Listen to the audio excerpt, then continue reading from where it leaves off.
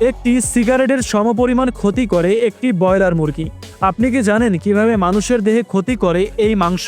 কেনই বা এই মাংস এতটা ক্ষতিকর? পুরো বিষয়টি জানলে চমকে যাবেন আপনারা।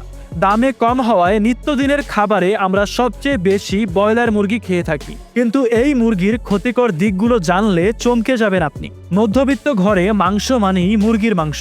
অনেকটা সেই দুধের স্বাদ ঘোলে মিটানোর মতো। তাছাড়া শরীরের প্রয়োজনীয় শক্তির ঘাটতি মেটাতে বেশ কার্যকরী বলে মনে করা হয় মুরগির মাংসকে। কিন্তু মাংসের ক্ষেত্রে গোটা বিশ্বে সবচেয়ে বেশি জনপ্রিয় ব্রয়লার মুরগি।